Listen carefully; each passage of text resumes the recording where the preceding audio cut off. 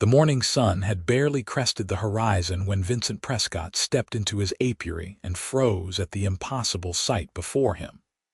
A young orc woman lay curled on her side between the white wooden hives, her moss-green skin dappled with golden light, while dozens of his bees crawled peacefully across her arms and shoulders, as though she were nothing more threatening than a flower garden.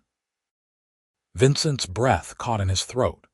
In all his years keeping bees on this remote farmstead at the edge of the thornwood forest, he had never seen anything like this. His bees were gentle creatures, yes, but they would defend their homes fiercely when threatened. Yet here was a stranger, an orc no less, sleeping among them as if she belonged there. Not a single welt marred her skin. The bees simply walked across her in lazy patterns, their wings catching the early light. He took a careful step forward, his boots crunching on the gravel path. The orc woman stirred but did not wake. She looked young, perhaps 18 or 19 summers, with delicate tusks that curved upward from her lower jaw and pointed ears that poked through her long black hair. Dark circles shadowed her eyes, and her leather clothing hung torn and muddy on her frame. Blood, dried to a rust-brown color, stained her left shoulder. Vincent's mind raced through possibilities. Orcs rarely came this far into human territory unless they were raiding, but she had no weapons that he could see. She looked exhausted, injured, and somehow his bees had accepted her presence completely. He had heard tales from traders about orc war parties in the mountains, but also whispered stories of outcasts and refugees fleeing clan conflicts. He did not know which she might be. Moving with the same calm deliberation he used when working his hives, Vincent approached within an arm's length. The bees on the woman's skin continued their peaceful wandering, paying him no more mind than they did her. He knelt slowly, studying her face. Even in sleep, worry creased her brow. "Miss," he said softly, not wanting to startle her, "you are on my land." The orc woman's eyes snapped open, revealing irises of brilliant amber. In one fluid motion she rolled to her feet, swaying slightly as she backed against the nearest hive. The bees lifted into the air in a gentle cloud, circling but not attacking. Her hand went to her belt where a weapon should have been, finding nothing. "Peace," Vincent said, raising his empty hands. "You are hurt. I mean you no harm." She stared at him with those striking eyes, her chest heaving with frightened breaths. Up close, he could see she was taller than him by several inches, with broad shoulders and lean muscle visible beneath her torn clothing. The wound on her shoulder looked deep. "Where am I?" Her voice came out hoarse, accented but clear. She spoke the common tongue well enough. "My farm, 3 miles south of Millbrook Village, east of the Thornwood. You are in the apiary." Vincent gestured to the hives surrounding them. "Do you remember how you got here?" The orc woman's gaze darted around the clearing, taking in the 20 hives arranged in neat rows, the flowering meadow beyond, and the small farmhouse visible in the distance. Confusion flickered across her face as she looked down at her arms where minutes ago his bees had been walking. "I was running," she said slowly. "There were men with torches. I ran through the forest and then I do not remember. I must have collapsed."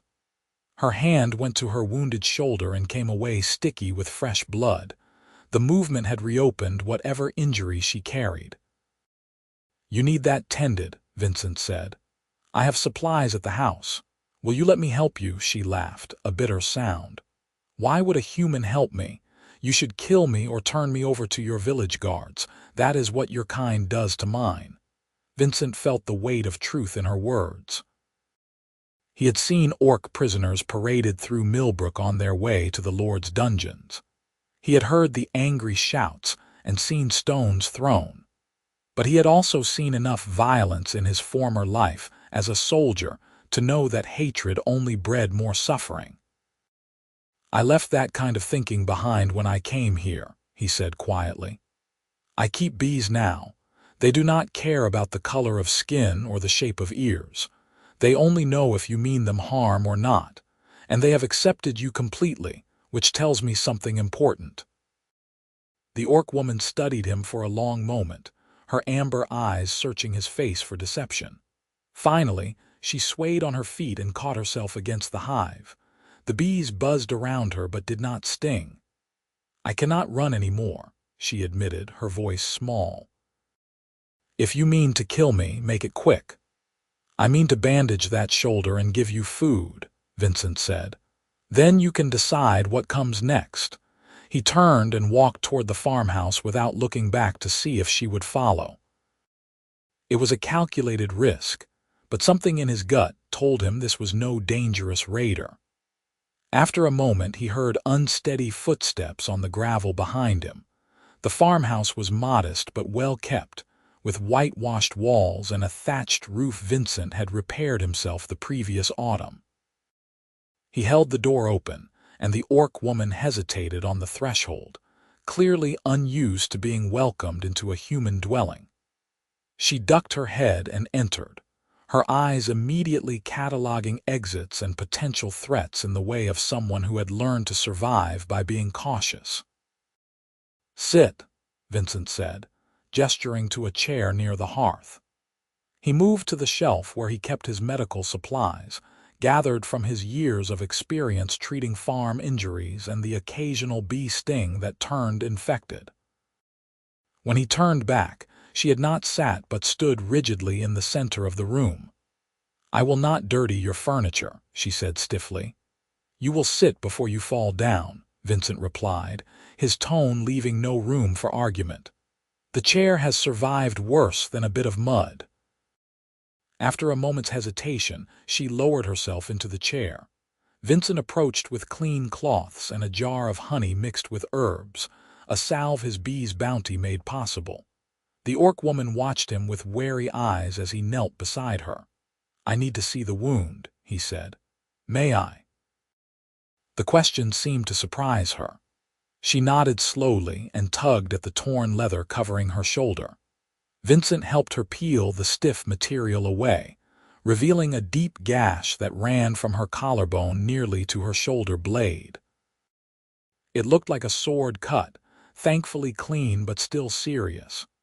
"This will sting at first, then it will help with the pain and healing," Vincent explained as he dampened a cloth with clean water from his pitcher. "The honey keeps wounds from festering. My bees make the finest medicine there is." "Your bees," she repeated softly. "They should have stung me. Why did they not?"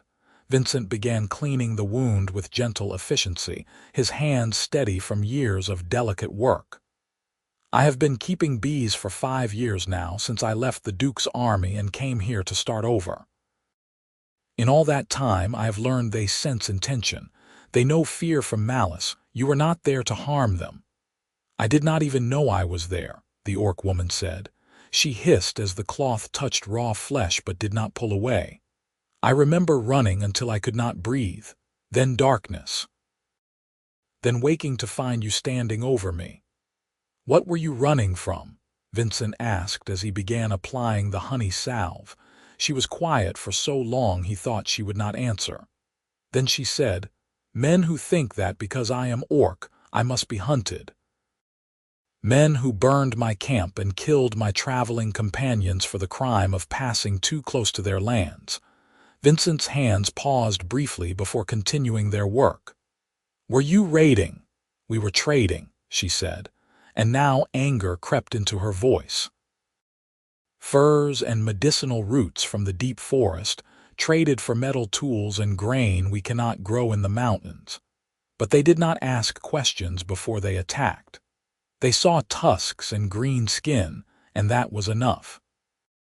He finished applying the salve and began wrapping her shoulder with clean linen strips. "I am sorry that happened to you. Not all humans are like that, though I know it must seem otherwise." "You are not," she said, studying him with those penetrating amber eyes. "Why?" Vincent tied off the bandage and sat back on his heels. "I spent 10 years fighting in the border wars. I killed orcs, yes, because I was ordered to, and because I was told they were monsters who wanted to destroy everything I loved. Then one day I stood over a dying orc warrior and heard him call out for his mother with his last breath, and I realized he was just a young man far from home, same as me. I left the army the next week. The orc woman absorbed this in silence. Finally she said, "My name is Kira.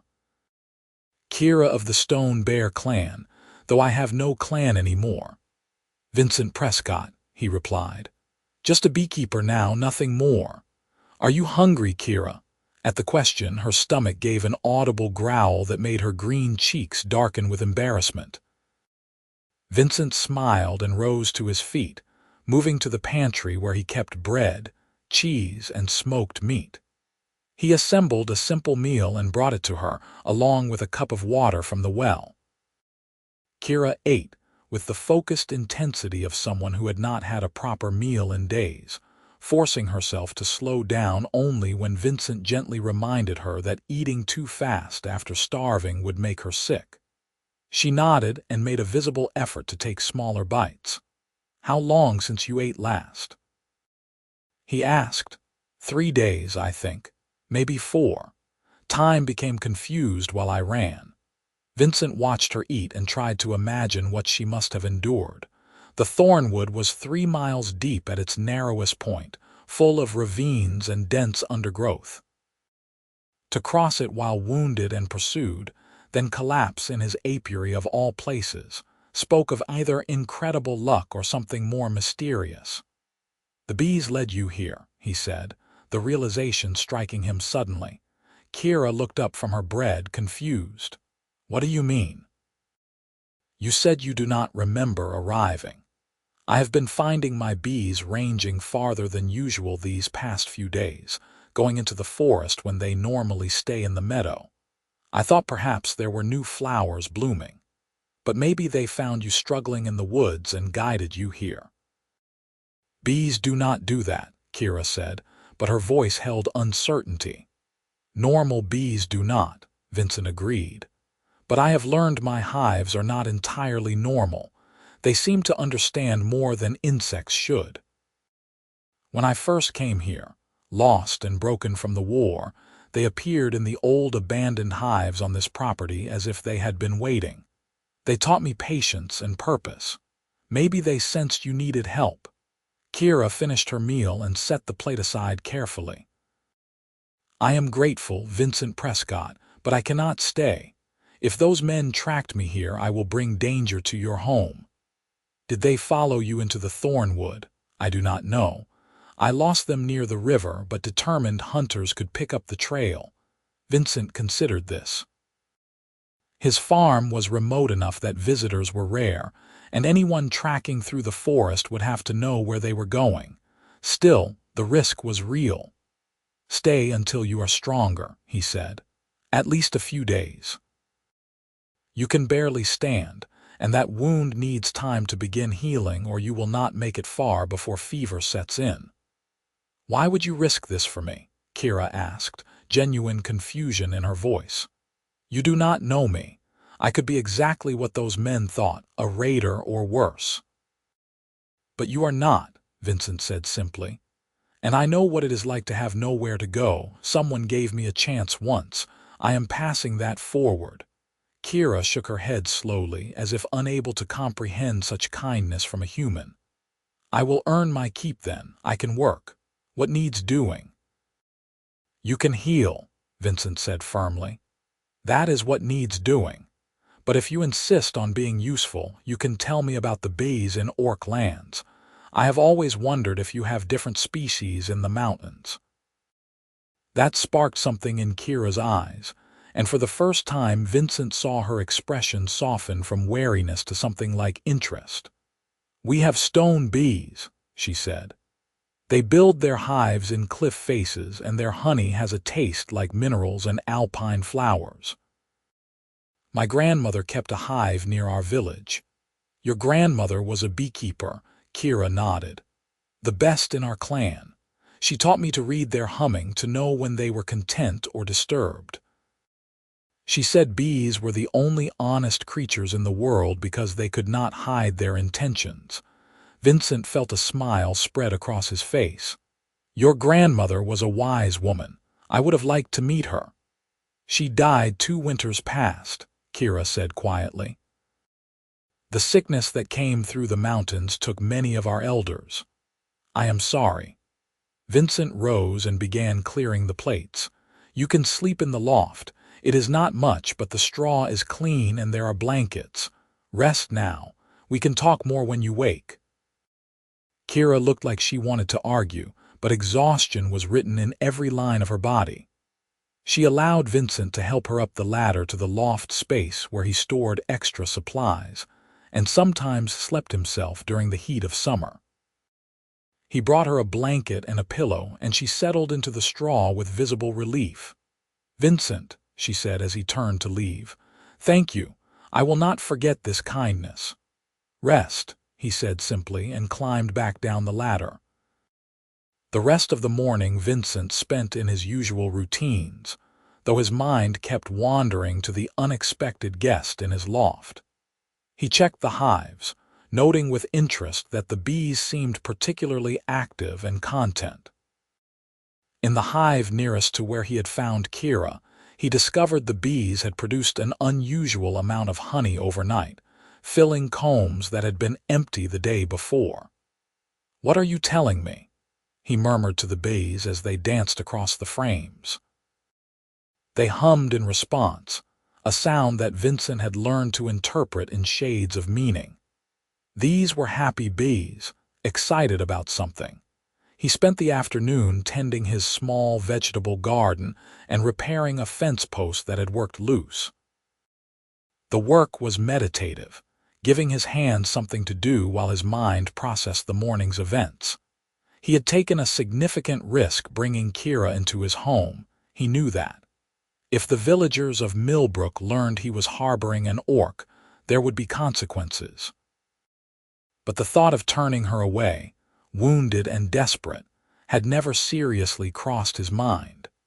As evening approached, Vincent prepared a simple stew with vegetables from his garden and dried meat from his stores. He was setting bowls on the table when he heard movement from the loft. Kira descended the ladder slowly, favoring her injured shoulder but moving with more strength than she had shown that morning. You should still be resting, Vincent said. I have rested enough. The smell of food woke me. Kira moved to the window and looked out at the meadow where bees were returning to their hives in the fading light. Your land is beautiful, peaceful. It is home, Vincent said. I never thought I would settle in one place after the army, but this farm has given me something I lost in the wars. What is that? Purpose that does not involve killing. Kira turned from the window to face him, and in the golden evening light her features seemed softer, less guarded. I understand that feeling. My clan valued warriors above all else. I was training to fight from the time I could hold a practice blade, but I wanted to learn healing and beekeeping like my grandmother. They said it was not the path for someone with my strength.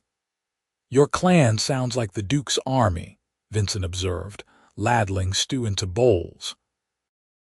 Too focused on war to see the value in other skills. They sat together at the table, and Vincent noticed how Kira had to fold her tall frame carefully to fit the human-sized chair.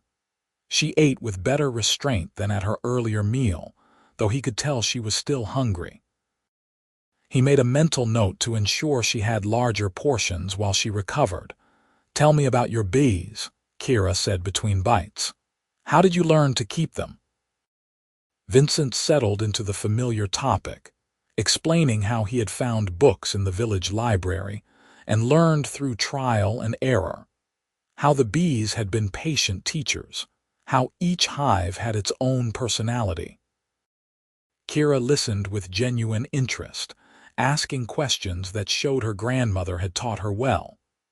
The stone bees of my homeland swarm differently than what you describe, she said. They move like water flowing, all together in patterns that seem impossible.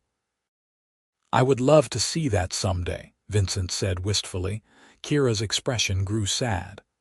The villages are deep in the Stone-Tooth Mountains, weeks of travel from here, and humans are not welcome in orc lands any more than orcs are welcome in yours. Perhaps that will change someday. Perhaps. She did not sound convinced. They finished their meal in comfortable silence. Vincent found himself studying Kira when she was not looking, noticing small details. The way her tusks caught the firelight, how her pointed ears twitched at small sounds, the careful grace in her movements despite her size and injury. She was striking in a way he had never encountered before, and he found himself wondering what her life had been like before violence had driven her here. "You are staring," Kira said without looking at him. Vincent felt heat rise in his cheeks. "I apologize. I did not mean to make you uncomfortable." She turned to meet his gaze, her amber eyes reflecting the firelight. "I am not uncomfortable. I am simply curious why. I was thinking that I have spent years listening to people describe orcs as monsters, as beasts, as creatures without thought or feeling. And here you sit, speaking of your grandmother and stone bees and showing more grace than most humans I have known. It makes me angry at all the lies I was told." Kira's expression softened. "And I was taught that humans were cruel, greedy, and without honor, that they would betray and kill without hesitation. Yet you found me defenseless among your hives and chose kindness. Perhaps we were both taught lies." "Not lies entirely," Vincent said. "There are cruel humans, just as I am sure there are violent orcs, but judging everyone by their worst members is what keeps us fighting generation after generation. My grandmother said something similar. She said fear makes us cruel, and cruelty breeds more fear until no one remembers why the fighting started." Kira traced a finger along the wood grain of the table. "The clan elders did not like when she spoke that way. They said she had grown soft." "She sounds like she was brave," Vincent said. "Speaking truth when others do not want to hear, it takes more courage than swinging a sword." Kira smiled, a small expression that transformed her face. "She would have liked you, I think." They talked into the evening, the conversation flowing easily from topic to topic. Vincent learned that Kira had 3 brothers, all warriors who had risen high in the clan's ranks. She had been the youngest and only daughter, expected to marry a warrior and bear strong children for the clan. When she had expressed interest in other paths, she had been dismissed as foolish. "The final break came 6 months ago," Kira explained. "I refused a marriage arrangement to a clan champion. He was a skilled fighter but cruel to those weaker than himself. I told the elders I would not bind myself to someone who found joy in others' pain. They said I was dishonoring my family." "So you left." "I was cast out," she corrected. "Given until dawn to leave clan lands with nothing but what I could carry. I joined a trader group that accepted outcasts, and we have been traveling the borderlands ever since. Or we were, until the attack." Vincent felt anger rise in his chest at the injustice of it. "You deserve better than that treatment." "Deserve is not a word that means much in this world," Kira said with a shrug that made her wince as it pulled her injured shoulder. "We survive what we can and die when we cannot. That is the way of things. It does not have to be." She looked at him with an expression he could not quite read. "You truly believe that, do not you, that the world can be better?" "I have to," Vincent said. "Otherwise, what is the point of trying?" Kira shook her head slowly, but she was smiling. "You are either very wise or very foolish, Vincent Prescott. I have not decided which." "Perhaps both," he admitted. As full darkness fell outside, Vincent banked the fire and lit candles. Kira insisted on helping clean the dishes despite his protests, and they worked side by side at the wash basin. Vincent found himself acutely aware of her presence, the way she moved, the sound of her breathing. It had been a long time since he had shared his space with anyone, and longer still since he had felt drawn to someone's company the way he was drawn to hers. When the work was done, Kira returned to the loft, and Vincent made a bed for himself near the hearth. He lay awake for a long time, listening to the sounds of the night and thinking about the strange turn his life had taken. That morning he had been alone as always, content in his solitary routine. Now, an orc woman slept in his loft, and he found himself hoping she would stay longer than a few days. The thought should have worried him more than it did. The next morning, Vincent woke to find Kira already up and standing in the open doorway, looking out at the apiary in the early light. She had managed to wash her face and arms, and her long black hair hung in damp strands down her back. "They are already working," she said without turning. "Your bees.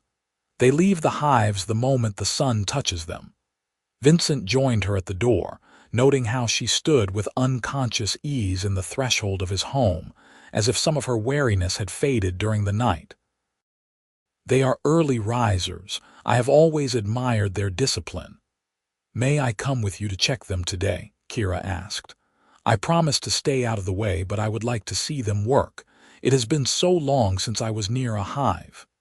"You would not be in the way," Vincent assured her. "Though we should change that bandage first and check how your shoulder is healing." They moved back inside, and Vincent carefully unwrapped the linen strips. He was pleased to see the wound looked better than he had expected, with no signs of infection and the edges already beginning to close. He applied fresh honey salve and clean bandages, trying to ignore how aware he was of Kira's nearness, the warmth of her skin under his hands. "You have skill at this," Kira observed. "Were you a healer in the army? I learned by necessity." When you fight alongside men for years, you either learn to patch wounds or watch friends die from injuries that could have been treated. Vincent tied off the bandage. "There, that should hold for another day." They ate a quick breakfast of bread and honey, then headed out to the apiary together. The morning was perfect for beekeeping, warm but not hot, with gentle breezes carrying the scent of wildflowers from the meadow. Vincent gathered his tools and smoker, explaining each item's purpose as Kira watched with keen interest. "The smoke calms them," she asked. "It triggers their instinct to protect the honey. They think there might be a fire, so they gorge themselves on stores, which makes them drowsy and less defensive. But I hardly need it with these hives. They trust me."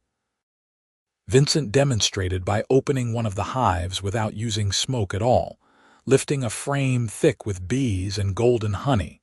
Kira stepped closer, her eyes wide with wonder. The bees crawled over Vincent's bare hands without stinging, their movements peaceful and purposeful. "They do trust you," she breathed. "I can see it in how they move. May I try?" Vincent hesitated only a moment before nodding. He guided her hand to the frame, showing her how to move slowly and with confidence. The bees walked onto her green skin without hesitation, just as they had when she slept among the hives. Kira laughed with delight, a sound so pure and joyful that it made Vincent's heart skip. "They remember me," she said in wonder, "or they know I mean no harm." "My grandmother said bees can sense the heart." "Your grandmother was right about many things, it seems." They worked together through the morning, checking each hive and monitoring the health of the colonies. Vincent showed Kira how to read the patterns of comb building, how to identify a healthy queen, how to spot signs of disease or parasites. She absorbed it all with the eagerness of someone reuniting with a beloved craft after too long away. "You could be a master beekeeper," Vincent told her as they closed the final hive. "You have the gift for it." Kira's expression grew wistful. "In another life, perhaps. In this one, I am a wanderer with no home and no future beyond surviving until tomorrow." "That does not have to be true," Vincent said before he could stop himself. She turned to look at him, searching his face. "What are you saying?" Vincent took a breath, knowing he was about to step over a line he could not uncross. "I am saying you could stay. Here. Help me with the bees and the farm, at least until you decide where you want to go next." "Vincent, I cannot. You know I cannot. If anyone from the village saw me here, they would drive you out or worse. I will not repay your kindness by destroying your life." "Let me worry about the village," Vincent said. "This farm is remote enough that I go weeks without seeing another person, and I could use help. The harvest season is coming, and there is more work than one person can manage alone." "You are serious?" Kira stared at him in disbelief. "You would truly let me stay, knowing the risk?" "I am serious. And I think maybe the bees brought you here for a reason. They have never led me wrong before." Kira was quiet for a long moment, emotions warring visibly across her face. Finally, she said, "1 month. I will stay 1 month to let my shoulder fully heal and to help with your harvest. Then I must move on before I bring trouble to your door. Is that acceptable?" It was not forever, but it was something. Vincent extended his hand in the human gesture of agreement. "Acceptable." Kira looked at his offered hand, then grasped it firmly. Her palm was calloused and warm, her grip strong. They stood there in the morning sunlight, hands clasped between them, and Vincent felt the weight of the moment settling into something significant. The days that followed developed a rhythm that felt almost natural. Vincent and Kira rose with the sun and worked the farm together, tending the bees and the garden, repairing the endless small things that always needed fixing on a homestead. Kira proved to be a quick learner and a tireless worker, her orc strength allowing her to accomplish tasks that would have taken Vincent hours alone. In the evenings they cooked together and talked, sharing stories of their vastly different lives. Vincent told her about growing up in a small farming village much like Millbrook, about his recruitment into the Duke's army at 16, about the battles and the friends lost, and the slow erosion of the idealism he had carried into war. Kira spoke of life in the mountain clan, the rigid hierarchies and traditions, the beauty of the high peaks and the harshness of winter, the grandmother who had shown her there were other ways to be strong. "She sounds remarkable," Vincent said one evening as they sat outside watching the stars emerge.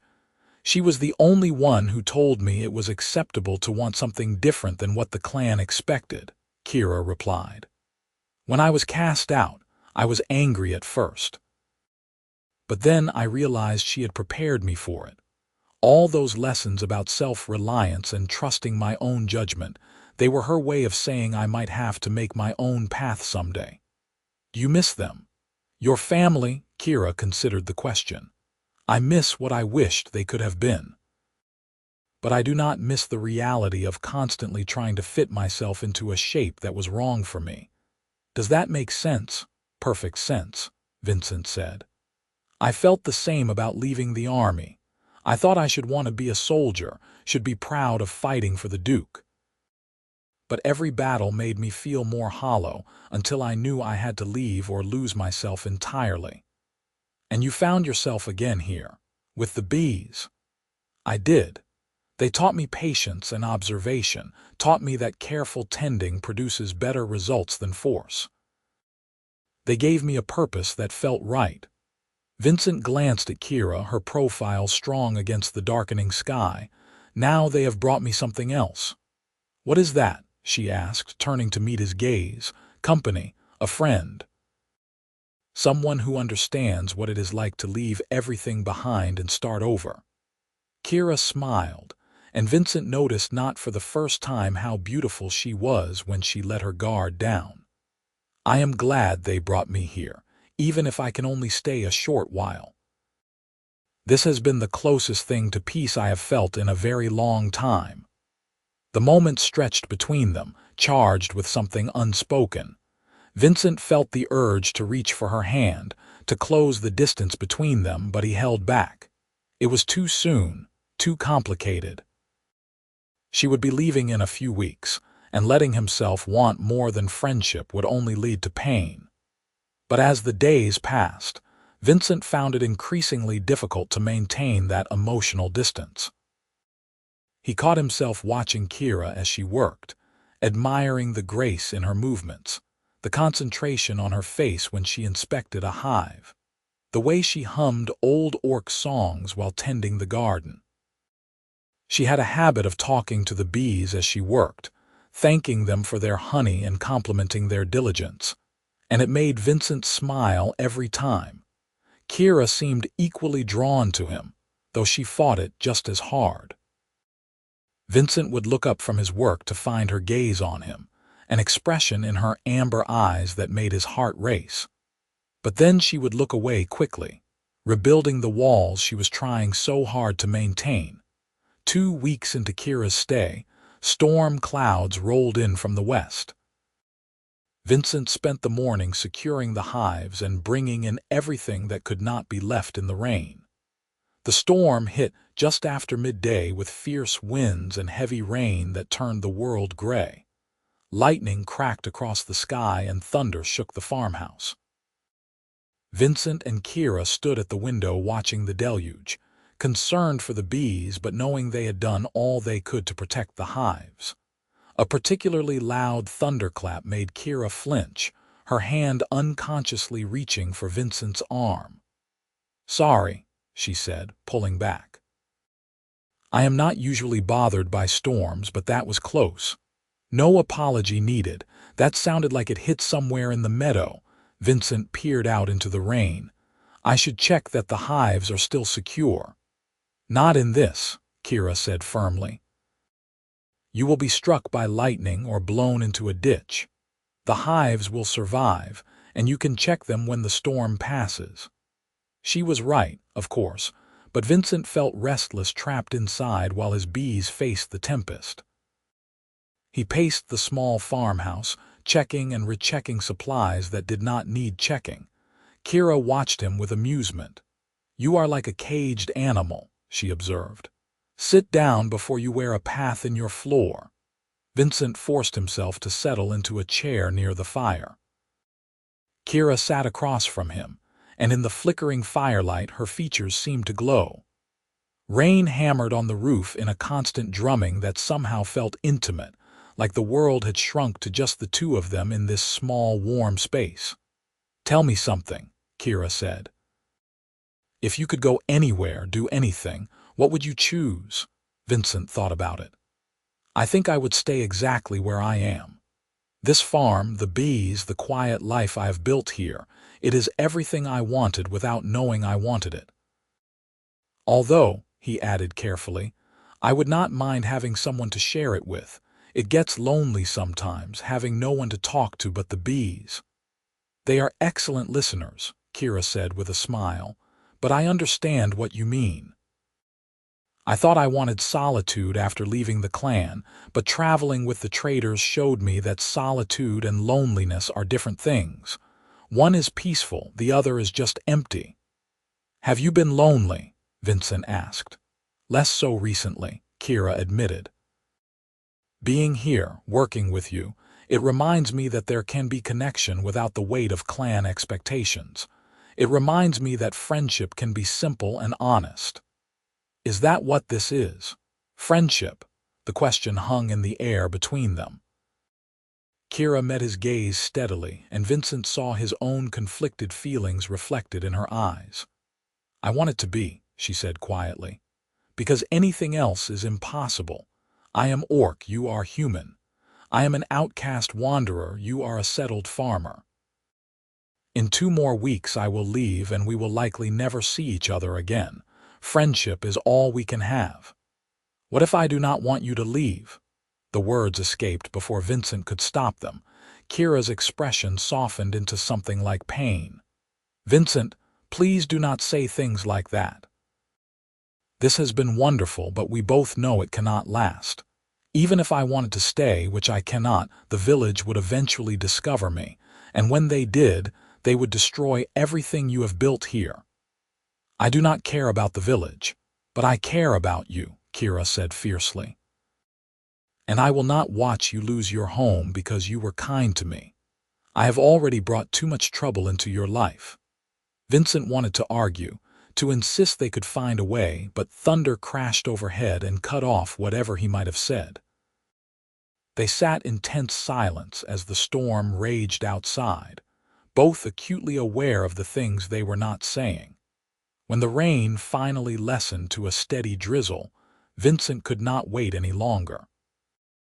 He pulled on his oiled coat and went out to check the hives, needing the physical activity to clear his head. Kira followed despite his protests, and together they walked through the muddy paths between the hives. The bees had weathered the storm well, their homes secure and dry. But as they approached the farthest hive, Vincent saw that a large branch had fallen from a nearby oak tree, missing the hive by mere inches.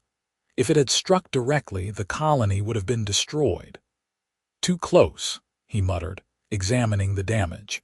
The branch was too large to move alone. "Together," Kira said, grasping one end of the heavy limb. "On three." They heaved the branch clear of the hive and dragged it to the edge of the meadow. The work left them both breathing hard and splattered with mud. Kira had a smear of dirt across one green cheek, and Vincent reached out without thinking to wipe it away. The moment his fingers touched her skin, everything seemed to still. Kira's eyes widened, her lips parting slightly. They stood frozen in the drizzling rain, Vincent's hand cupping her cheek, both of them caught in the pull of something neither wanted to name. "Kira," Vincent said, his voice rough with emotion. She closed her eyes as if in pain. "Do not, please." "I cannot bear it if you say what I think you are going to say." "Why not?" "Because I will want to stay," she whispered. "And I will not destroy you." "What if I am willing to take that risk?" Kira opened her eyes and Vincent saw tears mingling with the rain on her face. "I am not. I have lost too much already. I will not add you to that list because I was selfish enough to want something I cannot have." She pulled away from his touch and walked back toward the farmhouse, her shoulders rigid with tension. Vincent stood alone in the rain, his hand still tingling from the brief contact, his heart aching with wants he had not let himself feel in years. That night, they moved around each other carefully, speaking only what was necessary, the easy companionship of the past weeks replaced by awkward awareness. Vincent lay by the fire and listened to Kira moving restlessly in the loft, knowing she was as unable to sleep as he was. Something had broken between them, or perhaps something had broken open. Either way, Vincent knew they could not go back to the simple friendship they had pretended was enough. The next morning dawned clear and bright, the storm washed away as if it had never been. Vincent found Kira already outside, sitting in the meadow among the wildflowers. Bees danced around her, landing on her shoulders and arms like old friends. She looked so perfectly at peace that Vincent's chest ached with the beauty of it. He approached slowly, unsure of his welcome after last night, but Kira looked up and patted the ground beside her in invitation. Vincent sat, maintaining a careful distance between them. "I could not sleep," Kira said, "so I came to sit with the bees. They are calming." "They have that effect," Vincent agreed. "I have spent many sleepless nights out here myself." They sat in silence for a while, watching the bees work among the flowers. Finally, Kira spoke again.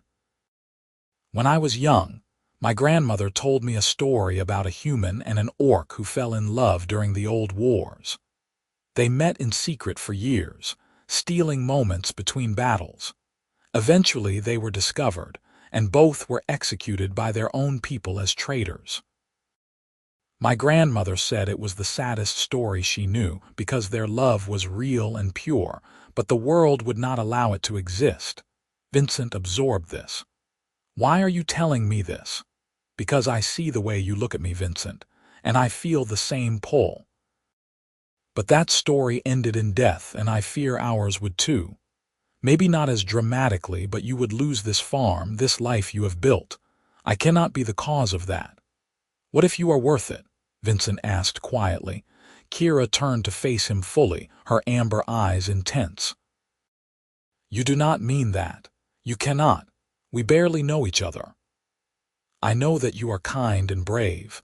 I know you work harder than anyone I have ever met, and you treat my bees with more respect than most people treat other humans.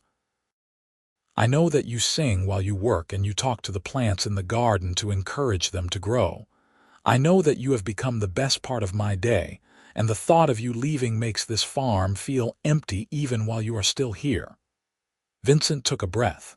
So yes, I know enough. Tears spilled down Kira's cheeks, cutting clean tracks through her green skin. You do not understand what you are asking. The villagers will not simply drive you away. They will burn your farm and possibly hang you as a traitor to humanity. I have seen it happen to others who cross the lines between our peoples. Then we will be careful. We will keep you hidden when necessary. We will find a way. There is no way, Vincent. Kira's voice broke with anguish. I am orc. You are human. The world does not allow for what you want. The world is wrong, Vincent said firmly. And I am tired of letting fear and hatred make my choices for me. I left the army because I refused to keep killing people who were no different from me. I came here to build a life based on growth and care instead of destruction. And now I have found someone who makes me happier than I have been in years, and you are telling me I should let you walk away because other people might disapprove? No, I will not accept that. Kira stared at him, her expression a mixture of hope and terror. What are you saying? I am saying stay, not for a month, not until you heal, but stay. Build a life here with me. We will figure out the rest together. You are insane, she whispered, but she was smiling through her tears. Probably, Vincent admitted, but I have never been more certain of anything. Kira reached out slowly, giving him time to pull away if he wanted to. When he did not move, she cupped his face in her large, calloused hand. I am afraid, she said. I am so afraid of what this means. So am I, Vincent said, covering her hand with his own. But I am more afraid of never taking the chance. They leaned toward each other, drawn by something deeper than logic or caution. When their lips met, it was gentle and tentative, a question as much as a statement. Kira tasted like honey and morning dew, and Vincent felt something in his chest crack open and bloom like flowers in sunlight. When they parted, both were breathing hard. Kira rested her forehead against Vincent's, her eyes closed. If I stay, there will be consequences, she said. Hard ones. We will face them together. You truly mean that? Every word. Kira pulled back enough to meet his eyes. Then yes, I will stay. For as long as you will have me, I will stay. Joy surged through Vincent so powerfully it made him dizzy. He kissed her again, deeper this time, pouring into it all the feelings he had been restraining. Kira responded with equal fervor, her arms wrapping around him and pulling him close. Around them, the bees hummed in their flowers, and Vincent could have sworn the sound was one of approval. They sat in the meadow for a long time, holding each other and talking about what this meant, what they would need to do. Kira would have to stay hidden from the village for now, at least until they could figure out how to handle the inevitable discovery. Vincent would continue making his occasional trips to Millbrook alone, maintaining the appearance of a solitary beekeeper. It was not perfect, but it was a start. I will teach you everything I know about beekeeping, Vincent said. We can expand the hives, maybe start selling more honey and wax to travelers on the road rather than just in the village. Build up enough of a living that we do not depend on the village's approval. I can hunt in the forest, Kira added. Bring in meat and furs to supplement what we grow. And I know plants from the mountains that have value if we can cultivate them here. They were planning now, thinking beyond just tomorrow, and it made everything feel more real. This was not a fantasy or a passing infatuation. This was two people choosing to build something together despite the obstacles. Over the following weeks, they fell into a new rhythm, one that acknowledged the shift between them. They worked side by side as before, but now there were casual touches, stolen kisses when the work was done. Evenings spent talking not just as friends but as partners planning a future. Vincent found himself marveling at how natural it felt. Kira's presence had transformed his solitary farmhouse into a home. She brought laughter and warmth, challenged him with different perspectives, supported him with quiet strength. And the physical attraction between them, now acknowledged, added another layer of richness to their connection. One evening as they prepared dinner together, Kira accidentally knocked over a jar of honey. It shattered on the floor in a sticky mess. She looked mortified, but Vincent just laughed and kissed her honey-sweet lips. "It is just honey," he said. "The bees will make more. You are not angry." "Kira, love, you would have to do something far worse than break a jar to make me angry with you." She had frozen at the word love, her eyes wide. Vincent realized what he had said and felt his own heart stutter. "I did not mean to say that," he admitted. "Or I did, but perhaps it is too soon." Kira silenced him with a kiss that tasted of honey and promises. When she pulled back, she was smiling. "It is too soon," she agreed, "but it is also true, for both of us, I think." "Yes," Vincent said simply and kissed her again. They cleaned up the honey together, and that night Kira did not climb to the loft, but stayed with Vincent by the fire. They held each other and talked until the stars wheeled overhead, learning each other's stories in the intimate way of new lovers. It was the happiest Vincent had been since before the wars, and he sent a silent prayer of thanks to whatever force had guided Kira to his apiary that fateful morning. But happiness, Vincent knew from hard experience, was fragile in a world built on division and fear. The test of their new life together came sooner than expected. One afternoon, nearly a month after Kira had arrived, Vincent was in the village selling honey when he overheard conversation at the tavern. A group of hunters was boasting about tracking orc raiders through the thornwood. "We lost the trail weeks ago," one man said, "but we know at least one of them came through this area. Green-skinned monster was wounded, probably died in the forest. Good riddance." Vincent's blood ran cold. These were the men who had attacked Kira's trader group.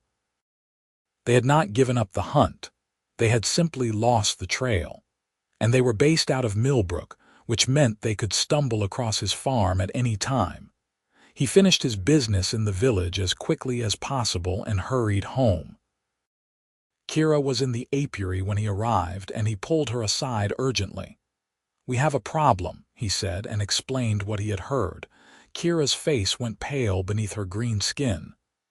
"Then I must leave. Tonight, if they find me here, they will kill us both." "No," Vincent said firmly. "Running did not save you before. We need to be smarter."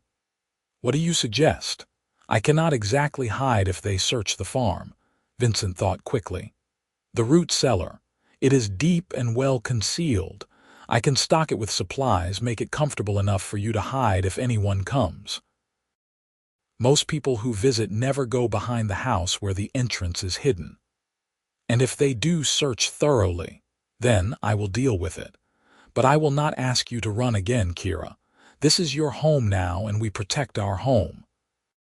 They spent the rest of the day preparing the root cellar, bringing down blankets, food, water, and candles. It was not ideal, but it would serve as a hiding place if needed. Vincent showed Kira the signal he would use if danger approached.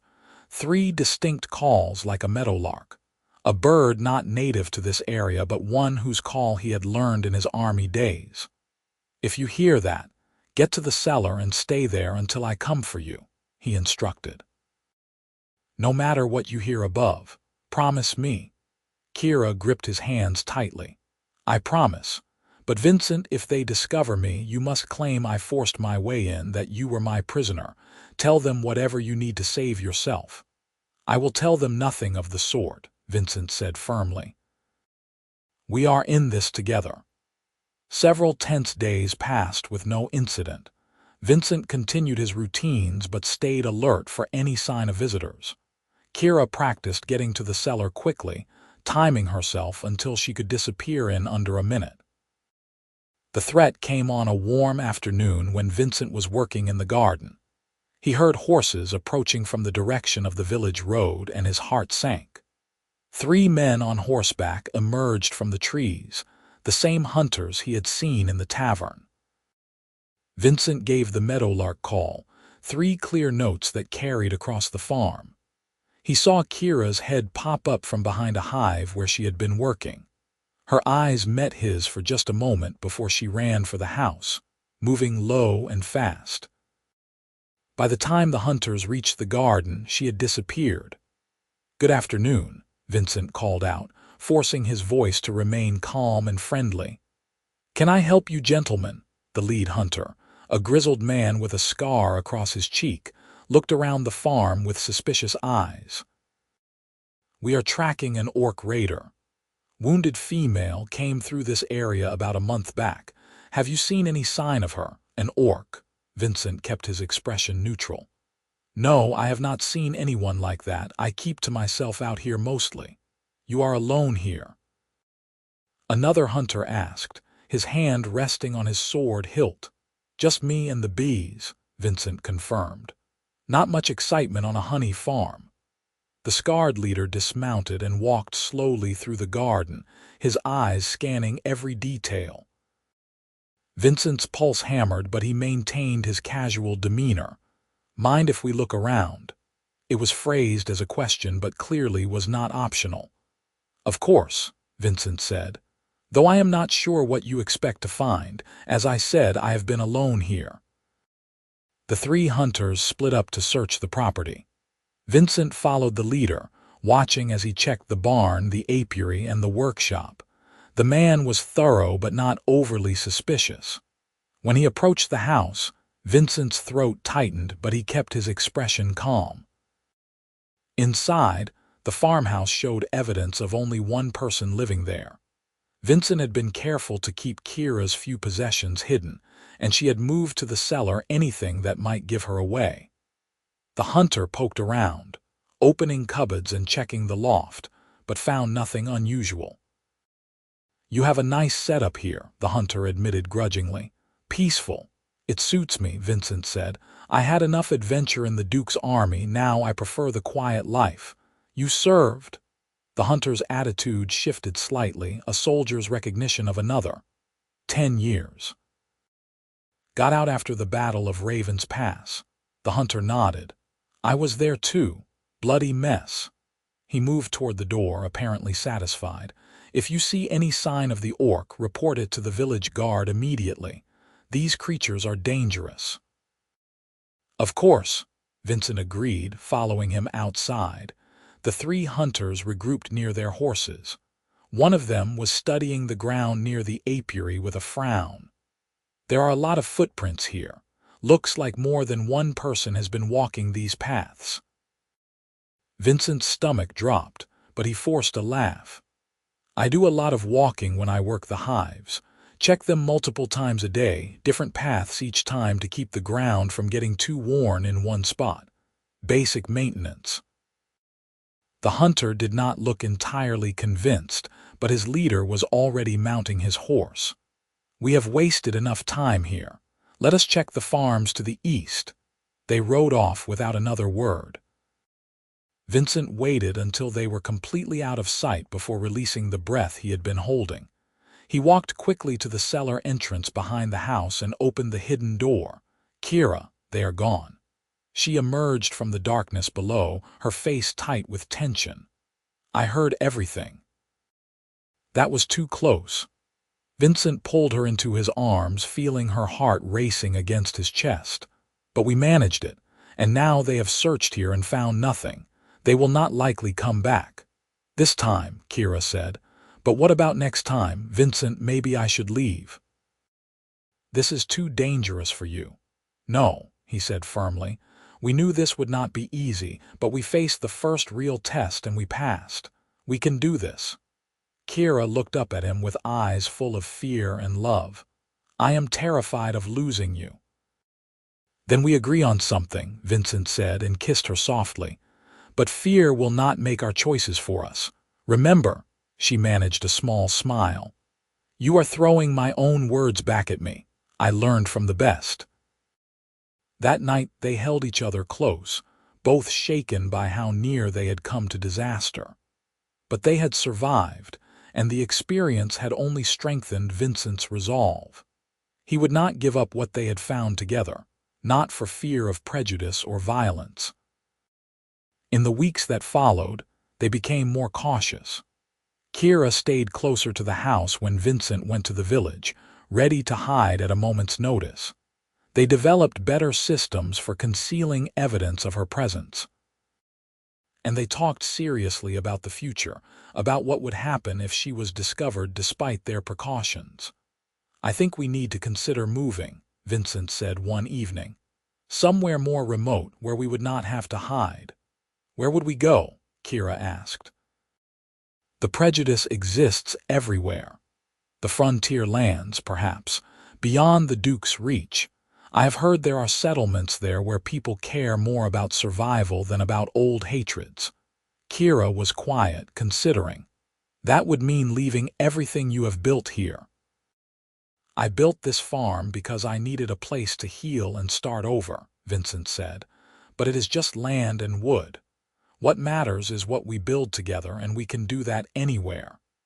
You would really leave this behind, for me, in a heartbeat. Kira's eyes filled with tears, but she was smiling. Then yes, let us plan for it. Not immediately, but when the time is right. We can build something new together, somewhere we do not have to hide.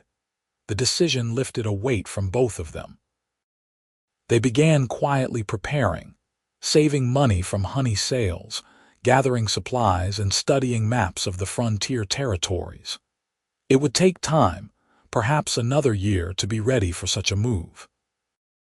But knowing they had a plan, a future they were building toward together, made the present challenges easier to bear. As summer turned to autumn, the farm flourished under their combined care. The bees produced more honey than Vincent had ever harvested before. The garden overflowed with vegetables, and Kira's hunting kept them well stocked with meat. They were building a good life, one that felt sustainable and rich with possibility. The only shadow was the continued need for secrecy. When Vincent went to the village, Kira waited anxiously for his return. When travelers passed on the road, she hid until they were gone. It wore on both of them, the constant vigilance, the reminder that their love was something they had to conceal. One October evening, as they sat by the fire after a long day of harvest work, Kira brought up something that had clearly been weighing on her mind. "What happens when winter comes?" she asked. "I will be confined to the house for months. And if the snow reveals my tracks going to the cellar or the barn, it will be obvious someone else is here." Vincent had been thinking about the same problem. We will have to be more careful about covering tracks. And perhaps I can spread the story in the village that I am courting someone from a nearby town. Then, if evidence of another person is found, there is an explanation that does not involve you being orc. That could work, Kira agreed, though it feels wrong to lie. I do not like it either. But until we are ready to move, we do what we must to stay safe. Kira shifted closer to him, resting her head on his shoulder.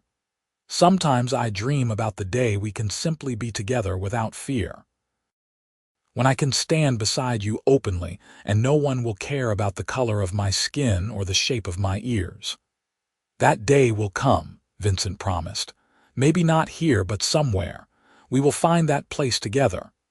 The first snow came in late November, earlier than usual. Vincent woke to find the world transformed into white silence. Beside him, Kira still slept, her face peaceful in the early light. Vincent watched her for a moment, feeling the now familiar surge of love and protectiveness. She had become as essential to him as breathing. He rose carefully to avoid waking her and started the fire. By the time Kira emerged from the loft, yawning, the house was warm and coffee was brewing.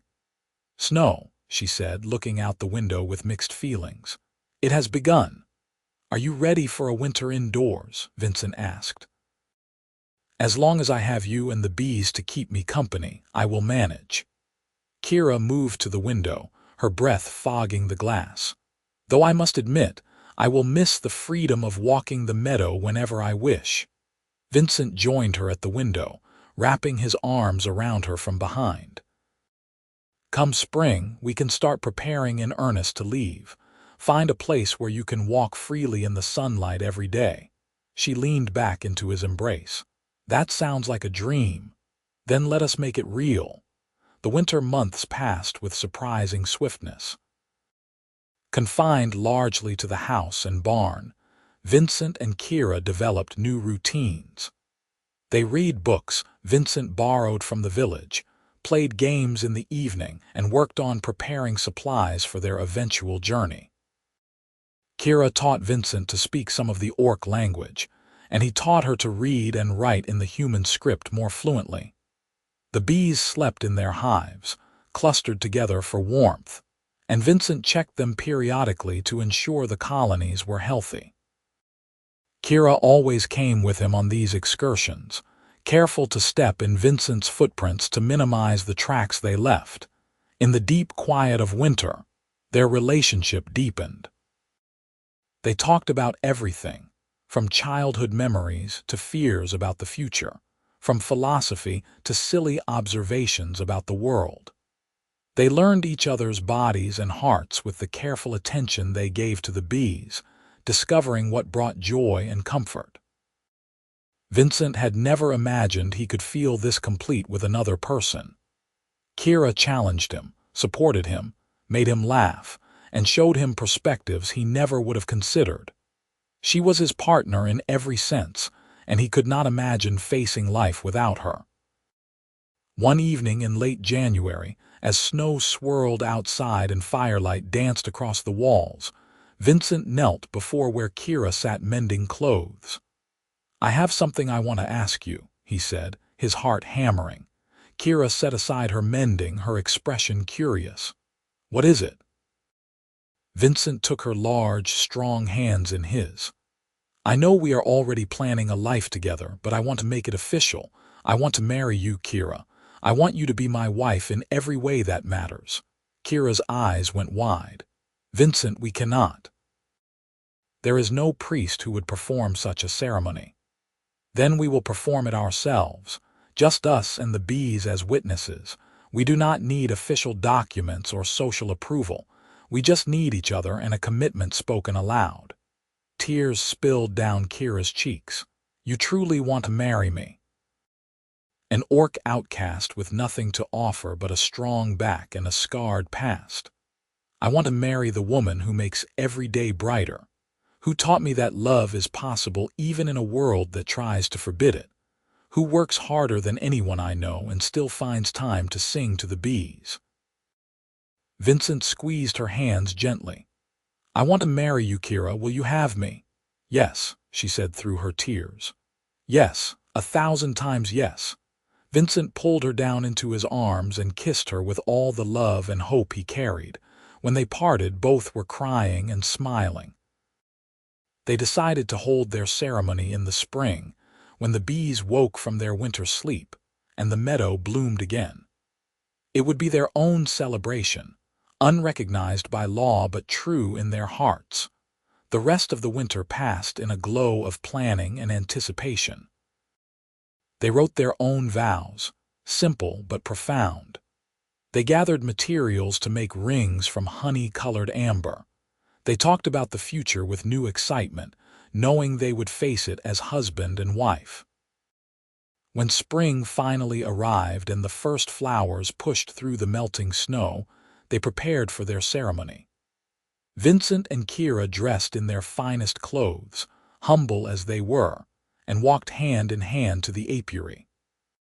The bees were beginning to venture out on the warm spring day, and the meadow was dotted with early crocuses and snowdrops. It was perfect. They stood facing each other in the center of the apiary, surrounded by the hives. Vincent had never been religious, but in this moment he felt the presence of something sacred, something that blessed their union. "Kira," he began, his voice steady despite the emotion choking him. "I vow to stand beside you in joy and sorrow, in safety and danger. I vow to honor your strength and cherish your gentleness. I vow to build a life with you where we can both be free, and to love you until my last breath."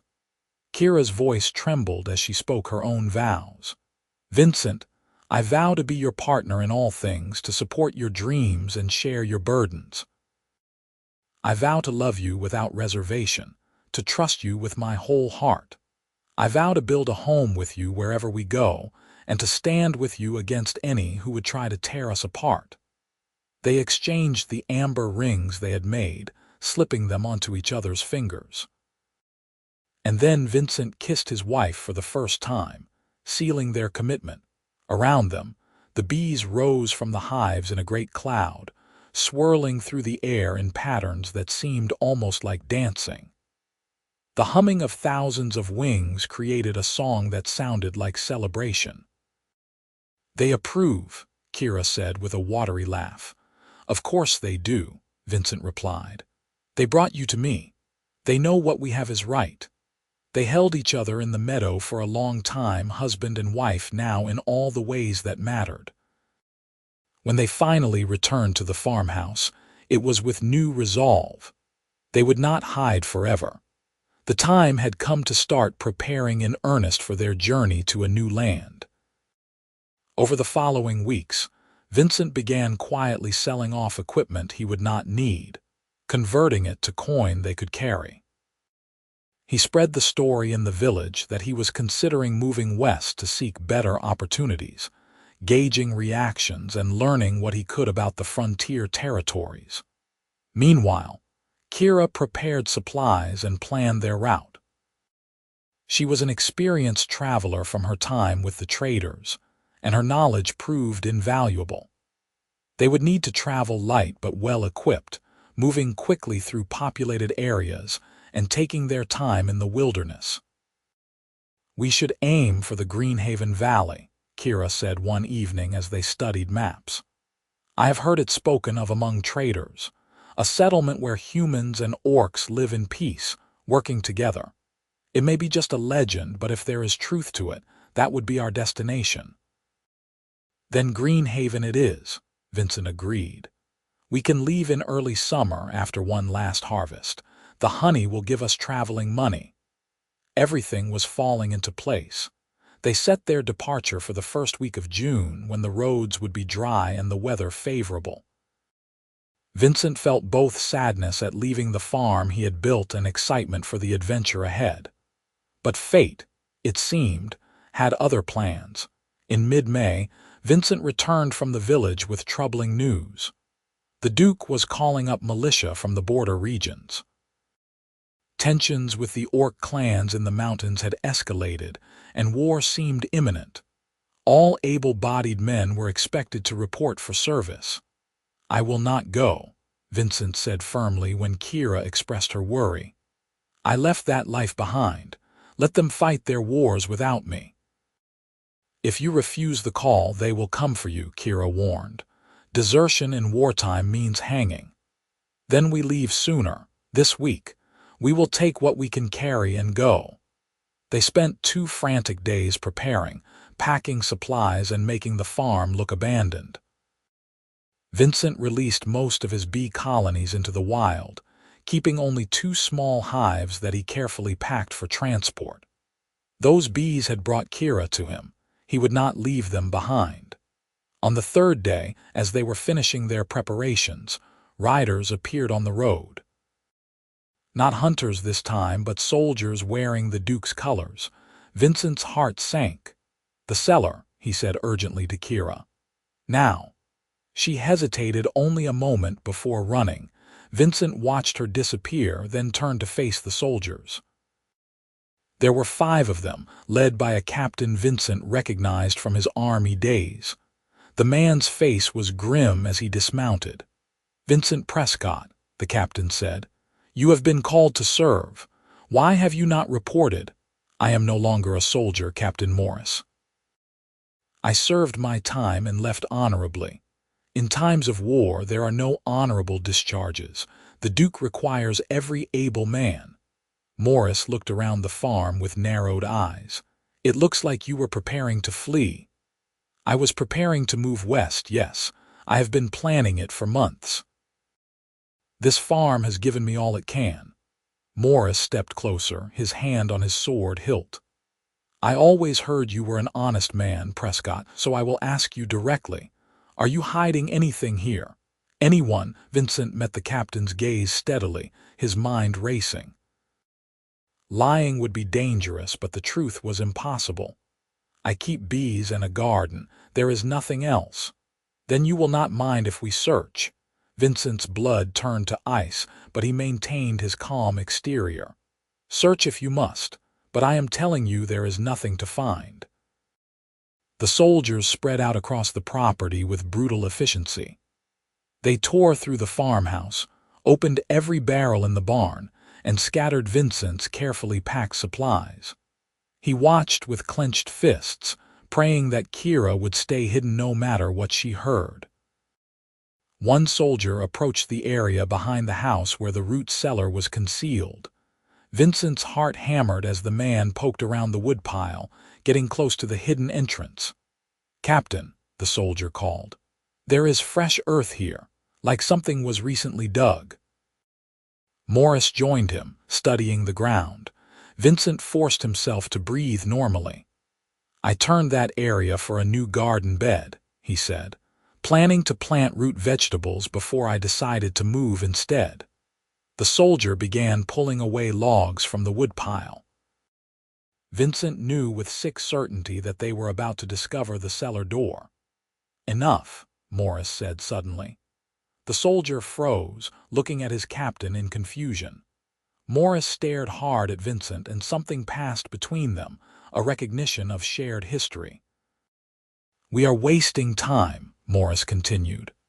"Prescott, you have until sundown to report to the garrison at Millbrook. If you are not there, I will return with orders to arrest you." "Am I clear?" "Perfectly clear, Captain." Morris mounted his horse and gestured for his men to follow. As they rode away, Vincent's legs nearly gave out with relief. He waited until they were completely out of sight before rushing to the cellar. "Kira, it is safe." She emerged pale and shaking. "They almost found me. I heard them right above the door." "The captain knew," Vincent said. "I am certain of it. He knew there was something I was hiding, but he gave me a chance to run. We have until sundown, maybe a few hours more." They abandoned the rest of their careful preparations and grabbed only the absolute essentials: food, water, weapons, the 2 hives of bees in their traveling boxes, and the small amount of money Vincent had saved. Everything else, the farm and all it contained, would have to be left behind. As the sun began its descent toward the horizon, Vincent and Kira headed east into the Thornwood Forest, the same forest that had delivered her to him months ago. This time they traveled together, moving quickly through the undergrowth as twilight gathered. Vincent did not look back at the farm. Everything he truly cared about was walking beside him, and everything else was just wood and stone. They traveled through the night, putting as much distance as possible between themselves and Millbrook. Kira's knowledge of wilderness survival proved essential as they navigated by starlight, following game trails deeper into the forest. The hives of bees traveled remarkably well in their boxes, staying calm as long as Vincent checked them periodically. By dawn, they had covered perhaps 10 miles. They made camp in a dense thicket where they could rest hidden from any pursuers. Vincent kept watch while Kira slept, then she took over so he could rest. It was not comfortable, but they were together and they were free. Over the following days they made their way east, skirting villages and staying in the wild lands. Other refugees traveled the same paths, people fleeing the coming war for various reasons. Vincent and Kira kept to themselves, but the presence of other travelers meant they were less conspicuous. The journey was hard. They dealt with bad weather, difficult terrain, and the constant fear of discovery. But they also found moments of beauty. Wildflowers in a hidden meadow, a waterfall where they bathed and laughed, nights spent under stars brighter than any Vincent had seen near civilization. 3 weeks into their journey, they crested a ridge and looked down into a broad valley. Smoke rose from cooking fires in a settlement nestled near a river. But this was unlike any settlement Vincent had seen before. The buildings mixed human and orc architectural styles, and in the fields below he could see people of both races working side by side. Greenhaven, Kira breathed. It is real. They descended into the valley with hope swelling in their chests. At the edge of the settlement, they were met by a patrol of mixed human and orc guards. The captain, a grizzled orc woman with gray streaks in her black hair, looked them over with keen eyes. "State your business," she said, her tone neutral but not hostile. "We seek refuge," Vincent said. "And a place to start over." The captain's gaze shifted to the bee boxes Vincent carried. "You are a beekeeper." "Yes, madam. And my wife is a hunter and knows medicinal plants from the mountains." "Your wife?" The captain looked at Kira, then back to Vincent, clearly assessing their story. After a long moment, she nodded. "We can always use skilled workers. Come with me. You will speak to the council." They were led into the settlement, and Vincent felt wonder wash over him. Humans and orcs moved freely among each other, talking and trading and working together without fear or hatred. Children of both races played in the streets. It was everything the outside world said was impossible. The council consisted of 3 humans and 3 orcs, led by a human woman with silver hair and kind eyes. They listened as Vincent and Kira told their story, leaving out nothing. When they finished, the room was quiet. "You fled the Duke's army to protect your wife," the silver-haired woman said. "That took courage." "It was not courage," Vincent replied. "It was love, and a refusal to let fear rule my choices." The woman smiled. "That is the very foundation of Greenhaven. We are all refugees here, humans and orcs who rejected the hatred of our peoples. You will fit in well." She gestured to the orc councilman beside her. "Marcus will help you find a homestead. We have land available to the east where the meadows would be perfect for your bees." Tears of relief streamed down Kira's face. Vincent gripped her hand tightly, barely able to believe their fortune. Over the following weeks, they built a new home in Greenhaven. The community welcomed them warmly, helping with construction and sharing resources. Vincent established his apiary in a beautiful meadow near a stream, and the bees thrived in their new environment. Kira began working with the settlement's hunters and herbalists, her knowledge of mountain plants proving valuable. For the first time in their lives, both Vincent and Kira could simply be themselves without fear or hiding. They could walk through the settlement hand in hand, could introduce each other proudly as husband and wife, could build a life in the open sunlight. One evening, as they sat outside their new home watching the sunset, Kira leaned her head on Vincent's shoulder. "You miss the old farm?" she asked. Vincent considered the question. "Sometimes. But that place was built on solitude and hiding. This is built on community and freedom." "I know which one I prefer." "The bees are happy here," Kira observed. "Have you noticed? They produce even more honey than before." "They brought us together and guided us here," Vincent said. I think they knew what they were doing all along. Kira laughed, the sound full of joy. Perhaps. Or perhaps we just got very, very lucky. I prefer to think it was fate. The bees, the farm, the way you collapsed in that specific apiary out of all the places in the forest. Too many coincidences. Then I am grateful to fate, Kira said, and to the bees. And most of all to you, for being brave enough to choose love over fear. Vincent kissed her forehead gently. We both made that choice. Every day we keep making it. As the stars emerged above them, the humming of bees in nearby hives created a peaceful backdrop. Vincent thought about the journey that had brought them here. From that morning, when he found an orc girl asleep among his hives, untouched by bees that should have stung a stranger. He thought about the risks they had taken, the hardships they had endured, and the love that had grown between two people the world said should be enemies. And he knew, with absolute certainty, that he would make every choice again exactly the same way. Months turned to years in Greenhaven. Vincent and Kira's homestead flourished, becoming known throughout the settlement for the quality of their honey and the medicinal herbs Kira cultivated. They expanded their bee colonies, teaching others in the community the art of beekeeping. Young people of both races came to learn from them, drawn by their expertise and the obvious love and respect in their partnership. In their third spring in Greenhaven, Kira told Vincent she was pregnant. The news filled them both with joy and some trepidation. Children of mixed heritage were still rare, and they did not know what challenges their child might face. But the community rallied around them with support and excitement. When their daughter was born on a warm summer evening, she was perfect. She had her mother's green-tinted skin, though lighter than Kira's, and her father's gray eyes.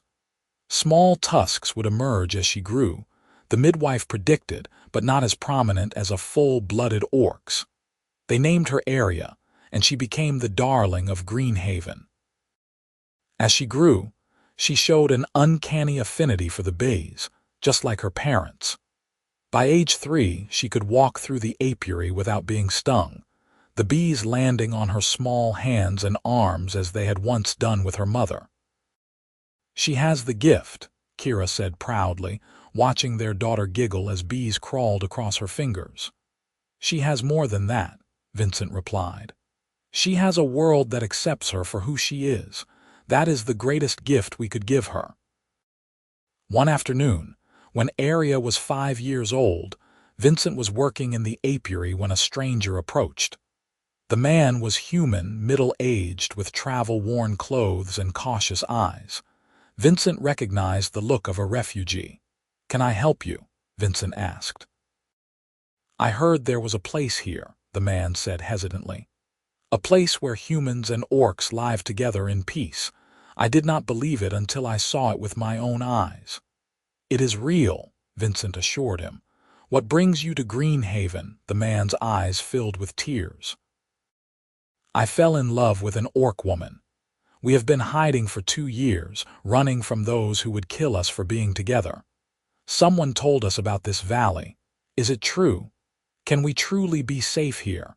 Vincent felt his heart clench with recognition. This man's story was his own story, repeated across the years. "It is true," he said firmly. "You can be safe here. You can build a life here. I know because I did exactly that." He gestured to where Kira was working in the garden with little Arya. The man stared at them, hope dawning on his face. "That is your family." "Yes, my wife is orc. We came here 6 years ago, running from the same hatred you are fleeing. Greenhaven gave us a home and a future." Vincent extended his hand. "Welcome. Let me introduce you to the council. They will help you and your love start over, just as they helped us." As Vincent walked the refugee toward the settlement center, he thought about how far he had come from that solitary beekeeper living in hiding. Now he had a wife he adored, a beautiful daughter, a thriving business, and a community that felt like family. More than that, he had become someone who could offer hope to others still struggling in the darkness he had escaped. That evening, as the family sat together for dinner, Arya asked her favorite question. "Tell me how you met, Papa." Vincent and Kira exchanged a smile. They had told this story many times, and it never got old. "Well," Vincent began, "one morning I walked into my apiary and found your mother asleep among the hives, and not one bee had stung her." "Because the bees knew she was special," Arya supplied, having heard the story countless times. "Exactly right," Kira said, pulling their daughter onto her lap. "The bees knew your papa was special too, so they brought us together." "And then what happened?" "Then we fell in love," Vincent said simply. "And even though the world said we should not, we chose each other anyway. It was the best decision we ever made." Arya nodded seriously, as if this was important wisdom to remember. "When I grow up, I am going to keep bees just like you, and choose love over fear, just like you did." Vincent felt his throat tighten with emotion. "That is all we could ever hope for you, little one."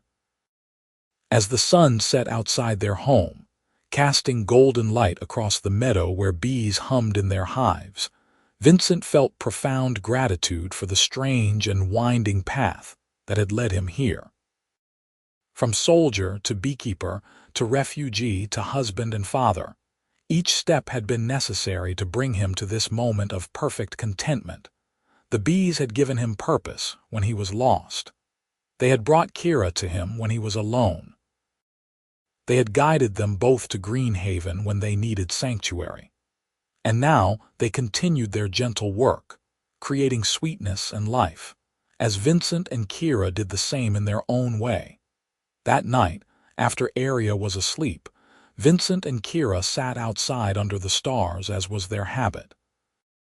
The valley spread before them, lights twinkling from scattered homes, smoke rising from chimneys, the sounds of community carrying on the evening breeze.